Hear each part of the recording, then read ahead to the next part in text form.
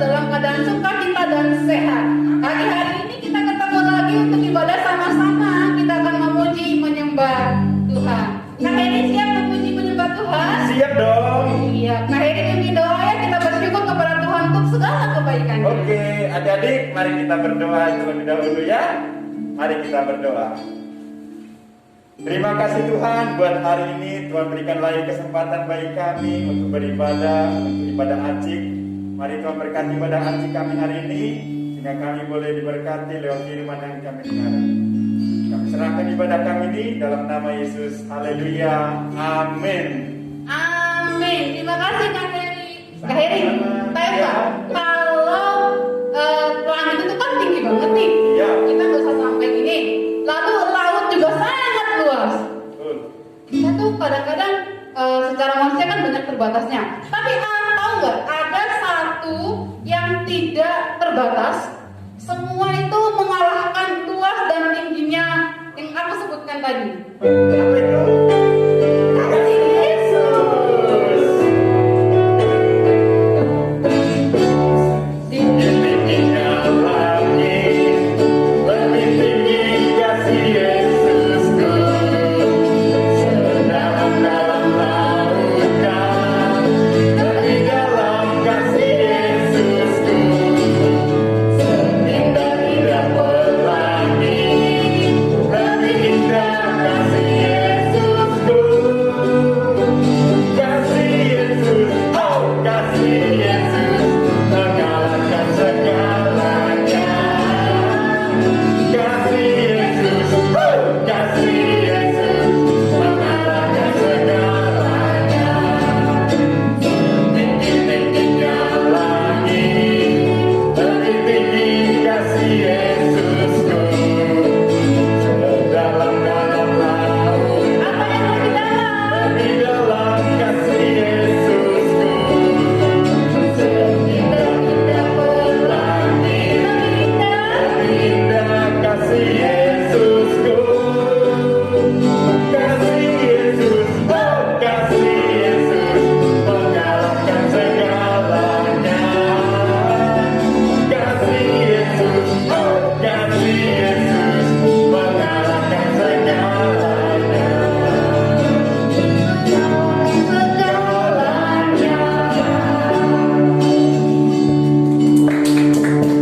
Yeay, tidak ada yang menandingi kasih Yesus. Kasih Yesus lebih dari segalanya. Iya, Kak Herianto pasti setiap hari mengalami kasih Tuhan, ya kan? iya pasti. Bahkan kemanapun saja Kak Herianto berjalan, tidak pernah dia meninggalkan Kak Herianto. Iya. Dan juga tidak pernah meninggalkan kita semua. Dia sangat baik. Apakah setiap hari Kak Herianto merasakan bahwa Tuhan memimpin jalan dan langkah hidup Kak Herianto? Betul. Oke, mari kita katakan kepada dunia bahwa kita berjalan bersama Tuhan Yesus. Jalan serta Yesus, jalan sertanya setiap hari. Jalan serta Yesus, serta Yesus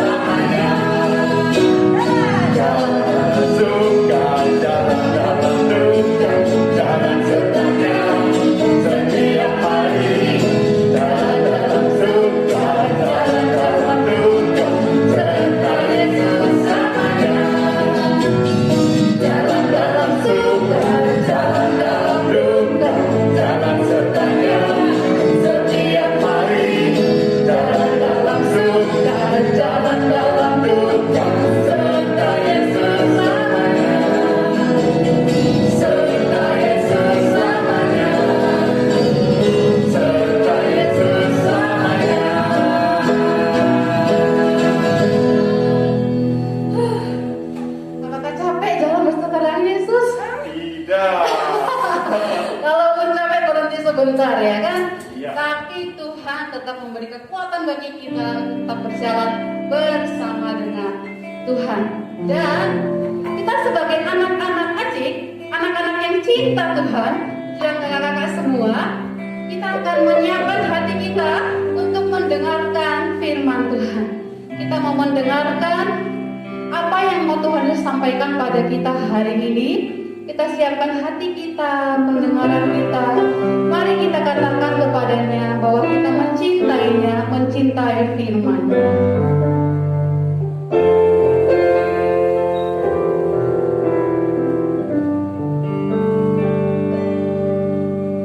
Mau cinta Yesus selamanya. Ku mau cinta Yesus selamanya.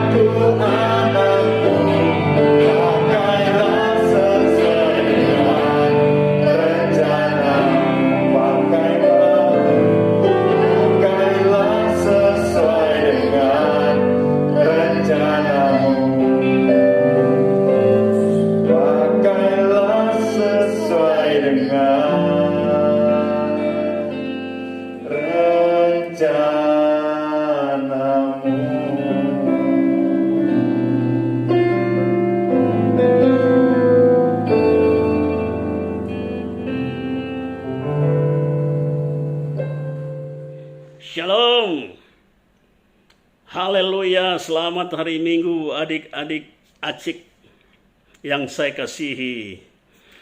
Ya, kita berjumpa pada hari ini. Mari kita berdoa sebelum mendengar firman Tuhan. Tuhan Yesus, terima kasih. Pada hari Minggu ini kami mau belajar firman Tuhan dari seorang tokoh di dalam Alkitab yang sangat terkenal. Tuhan berkati adik-adik hamba. Tuhan berkati mereka supaya mengenal akan Engkau lebih dalam. Boleh mendengar firman-Mu, dan firman-Mu itu menumbuhkan iman mereka, sehingga mereka makin percaya kepadamu Tuhan. Ya Roh Kudus, berkatilah firman-Mu di dalam nama Tuhan Yesus. Haleluya. Amin. Adik-adik yang saya kasihi, ya, mari kita belajar ya. Di dalam Alkitab ini ada seorang tokoh dengan tongkat di tangannya dan dia bisa membuat mujizat. Siapakah dia? Musa. Ya. Di dalam Alkitab firman Tuhan sudah berbicara. Di dalam Keluaran pasal 3 ayat 9 sampai 10. Sekarang seruan orang Israel telah sampai kepadaku. Juga telah kulihat betapa kerasnya orang Mesir menindas mereka. Ayat 10 berkata, jadi sekarang pergilah, aku mengutus engkau kepada Firaun untuk membawa umatku, orang Israel, keluar dari Mesir. Jadi ini panggilan kepada Musa. Ya. Kita tahu Musa ini. Sejak kecil, pada waktu dia lahir, karena takut kepada orang Mesir, orang Mesir, bangsa Mesir, Firaun melarang orang-orang Israel, bayi anak-anak laki-laki itu harus dibunuh. Jadi orang tua Musa menghanyutkan Musa dalam keranjang yang sudah dianyam, dan di sungai Nil itu dihanyutkan. Pada waktu itu putri Firaun hendak mandi dan dia melihat keranjang itu dan dia melihat bayi yang manis itu dan dia mengambilnya sebagai anaknya. Dia membesarkan di istana Firaun dan mendidiknya. Oh, luar biasa. Sebagai orang Ibrani pada waktu dia dewasa, dia tidak senang melihat bangsanya, orang Israel, dipukul oleh mandor-mandor orang Mesir. Nah, pada suatu hari ketika Musa sedang berjalan, dia melihat bangsanya, orang Israel, dipukul dan disiksa oleh orang Mesir. Musa marah, Musa membunuh orang Mesir itu dan mayatnya ditutupi di dalam pasir. Tapi karena takut ia telah membunuh orang Mesir, Musa melarikan diri ke Midian, tinggal di sana selama 40 tahun. Nah, mari kita belajar panggilan Musa untuk kembali ke Mesir, menyelamatkan bangsa Israel atau orang Ibrani. Kita melihat yang pertama, poin pertama, Tuhan memilih Musa. Pada waktu Musa sedang mengembalakan kambing domba milik mertuanya Yitro di Gunung Horeb, ya, malaikat Tuhan menampakkan diri kepadanya di dalam nyala api yang keluar dari semak duri. Nah, Musa ingin tahu. Nah, di sini kita melihat Tuhan memperkenalkan dirinya kepada Musa untuk pertama kali. Nah, di dalam Keluaran 3 ayat 4, ketika dilihatnya Tuhan bahwa Musa, ya, Musa itu menyimpang untuk memeriksa, ya, memeriksa apa yang terjadi? Berserulah Allah di tengah-tengah semak duri itu kepada Musa. Musa, Musa. Dan ia menjawab, ya Allah. Itulah saatnya Tuhan memperkenalkan diri. Tuhan katakan, inilah aku, Allah Abraham, Allah Ishak, Allah Yakub. Nah, pertama kali Tuhan memperkenalkan diri. Dalam ayat 10, pasal 3, jadi sekarang pergilah. Nah, Tuhan jelaskan bahwa bangsa Israel sudah ditindas. Tuhan katakan, pergilah, aku mengutus engkau kepada Firaun membawa umatku orang Israel keluar dari Mesir. Jadi Tuhan memanggil Musa untuk pergi ke Mesir, kembali ke Mesir. Ya. Musa, dia dibesarkan 40 tahun di Mesir. Dia melarikan diri, tinggal di Midian 40 tahun, baru Tuhan berbicara. Sekarang dia disuruh kembali ke Mesir. Apa? Kita melihat poin kedua, Musa menolak panggilan Tuhan dengan berbagai alasan. Alasan pertama, dalam Keluaran 3 ayat 11, dikatakan di situ, tetapi Musa berkata kepada Allah, ya, siapakah aku ini, maka aku yang akan menghadap Firaun dan membawa orang Israel keluar dari Mesir. Dia katakan begitu, siapakah aku ini? Tapi Tuhan katakan kepada dia, bukankah aku akan menyertai engkau? Tuhan memberi jaminan bahwa Tuhan menyertai. Tapi itu Musa masih punya alasan yang lain. Di dalam ayat 13 dari pasal 3, Keluaran pasal 3. Ini alasan kedua. Musa beralasan bahwa bangsa Israel akan bertanya kepadanya, siapakah nama Allah yang mengutus engkau? Bagaimana orang Israel akan percaya kepada Musa? Wah. Kemudian Tuhan berkata di dalam ayat 14. Firman Allah kepada Musa, aku adalah aku. Lagi firman-Nya, beginilah kau katakan kepada orang Israel itu, akulah aku telah mengutus aku kepadamu. Waduh, hebat sekali Tuhan memperkenalkan namanya. Tapi Musa masih punya alasan lagi. Ini alasan ketiga. Keluaran pasal 4 ayat 1. Ya. Lalu Musa, sahut Musa, bagaimana jika mereka tidak percaya kepadaku dan tidak mendengar perkataanku? Ya, melainkan berkata, Tuhan tidak menampakkan diri kepadamu. Wow. Tuhan menjawab di dalam pasal 4 Keluaran 4 ayat 2 sampai 9. Tuhan katakan, ya, Tuhan katakan begini, apa yang ada di tanganmu? Nah, di sini itu tongkat Musa menjadi ular. Wah, luar biasa. Maksud Tuhan supaya Musa melihat Tuhan sudah buat mujizat itu,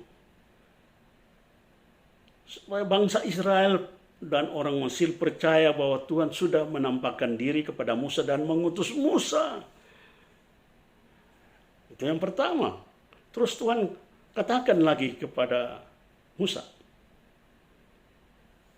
supaya dia mau masukkan tangannya ke dalam. Ya.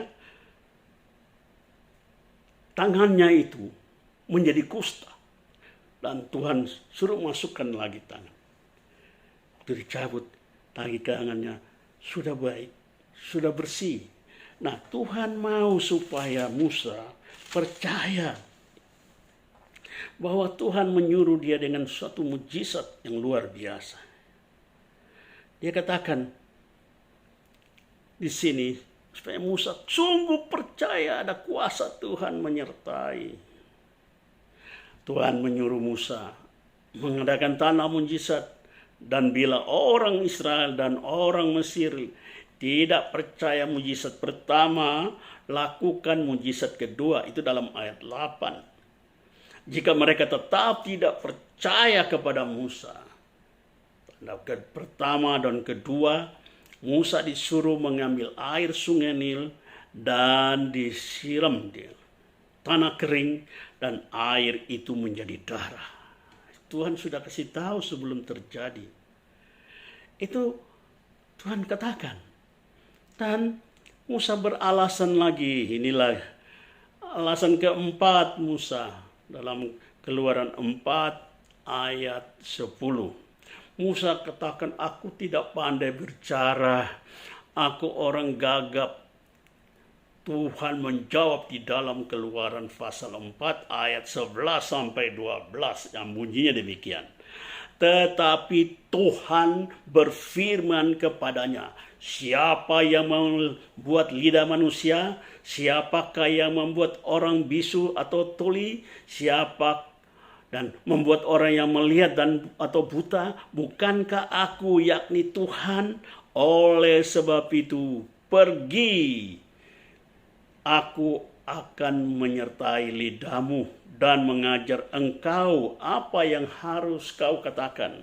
Lihat adik-adik, Tuhan bicara bahwa Tuhan sudah buat mujizat supaya Musa percaya. Dan Tuhan memberi jaminan dia menyertai lidahnya Musa. Tapi Musa masih buat alasan lagi. Ini alasan kelima. Musa menolak diutus ke Mesir. Musa berkata, Tuhan, ini dalam ayat 13 pasal 4, utuslah kiranya siapa saja yang patut kau utus. Musa tidak mau ke Mesir. Kenapa? Dia takut dibunuh oleh Firaun karena membunuh orang Mesir. Tetapi Tuhan meyakinkan Musa bahwa mereka yang ingin mencabut nyawanya, yang ingin membunuh Musa telah meninggal semuanya. Di dalam ayat 19 pasal 4. Jadi inilah Tuhan mau tetap memilih Musa karena Tuhan tahu Musa ini cocok untuk pergi kembali ke Mesir. Nah, sekarang kita melihat poin yang ketiga. Musa menerima panggilan Tuhan. Dalam Keluaran 4 ayat 14 sampai 17, di situ Tuhan memang marah karena alasan Musa banyak sekali. Tidak mau pergi ke Mesir untuk membebaskan bangsanya Israel yang diperbudak di sana. Tuhan berkata bahwa ada Harun kakak Musa yang pandai bicara, yang akan berbicara kepada bangsa Israel dan kepada Firaun. Dalam Keluaran 4 ayat 15, Tuhan berfirman, memberi jaminan bahwa dia akan menyertai lidah Musa dan Balaam berbicara. Jadi kita jangan takut kalau Tuhan berkatakan pergi. Tuhan pasti menyertai. Tuhan juga berkata bahwa Harun akan berbicara bagi Musa kepada bangsa Israel dan kepada Mesir sebagai penyambung lidah Musa, dan Musa akan seperti Allah. Itu dalam ayat 16. Luar biasa ya. Tuhan juga memberi jaminan bahwa ada kuasa dengan tongkat itu di tangan Musa untuk mengadakan mujizat-mujizat di hadapan Firaun. Setelah Tuhan menjelaskan bahwa Tuhan akan menyertai Musa dengan kuasa dan mujizat, maka Musa mentaati panggilan Tuhan. Memang perlu Tuhan bicara untuk kita adik-adik, supaya kita taat. Nah, ini nasihat bagi adik-adik acik. Nah, apa yang bisa menjadi berkat bagi kita? Orang tua kalian, orang tua kita di rumah adalah juga orang yang harus kita hormati. Seperti Musa menghormati Tuhan yang menampakkan diri di semak belukar yang terbakar. Musa menghormati di mana semak duri itu terbakar, dia tempat kudus itu, dia harus melepaskan kasutnya. Musa taat menanggalkan kasutnya, menghormati kekudusan Tuhan. Nah, adik-adik, apakah adik-adik hormati orang tua enggak? Perkataan orang tua di rumah, bila orang tua suruh, apakah kita pergi? Kita mau. Misalnya melakukan sesuatu, bila disuruh membersihkan kamar mandi, cuci piring, membersihkan halaman, mau enggak? Atau adik-adik beralasan, tidak bisa, aku masih kecil, suruh yang lain saja. Banyak macam alasan ini adik-adik menolak disuruh ya. Wah, ingatlah bahwa Tuhan memakai orang tua kita di rumah atau guru-guru di sekolah, juga guru-guru di sekolah minggu kita atau di ACIK untuk mengajar kita supaya taat. Kalau kita menghormati mereka, ada upahnya. Nah, firman Tuhan berkata di dalam Keluaran 20 ayat 12, hormatilah ayahmu dan ibumu, supaya lanjut umurmu di tanah yang diberikan Tuhan Allahmu kepadamu. Ini bangsa Israel disuruh menghormati ayah dan ibunya, supaya bila mana mereka masuk tanah perjanjian, mereka lanjut umur, kata tanah yang diberikan Tuhan. Di dalam Injil Markus juga pasal 7 ayat 10. Adik-adik, hormatilah ayahmu dan ibumu. Dan siapa yang mengutuki ayahnya atau ibunya harus mati. Waduh, bahaya ini. Jadi jangan coba-coba itu ya. Kalau dipukul ayah, dimarahin ibu, kita maki-maki lawan orang tua. Wah, mengutuk orang tua tidak boleh. Ini ayat firman Tuhan, dia harus mati. Wah, ngeri. Nah, oleh sebab itu minta ampun. Dia datang minta ampun, mohon ampun Bapak, saya minta maaf, saya salah. Bila nanti adik-adik di antara adik-adik ini, Tuhan memanggil adik-adik menjadi hamba Tuhan, seperti opa ini. Apa ada yang mau berkata, ya saya mau. Puji Tuhan. Kalau ada yang mau. Coba adik-adik belajar dari Musa. Selama 40 tahun Musa dididik, dibesarkan di Mesir. Menjadi orang pandai. Dan Tuhan memanggil Musa. Musa juga seorang yang rajin bekerja mengembalakan domba mertuanya bernama Yitro. Tuhan mengenal Musa karena mempunyai hati yang baik, sehingga Tuhan memilih Musa untuk pergi menyelamatkan bangsanya, orang Israel yang diperbudak di Mesir. Halo, saya harap di antara adik-adik ini yang mendengar firman Tuhan ini bisa menjawab panggilan Tuhan seperti Musa.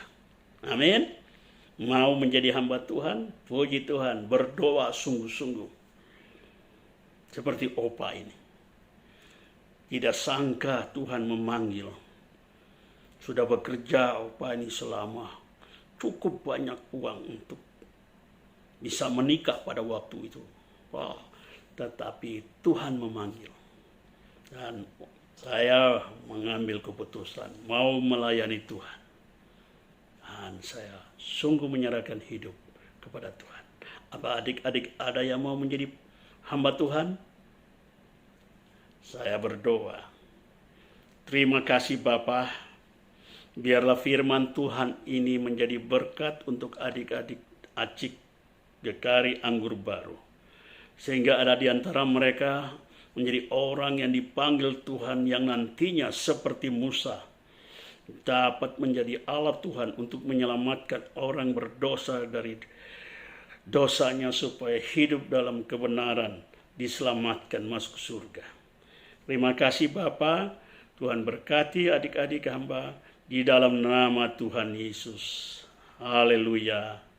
Amin. Halo, selamat hari Minggu. Sampai jumpa. Tuhan Yesus memberkati. Amin.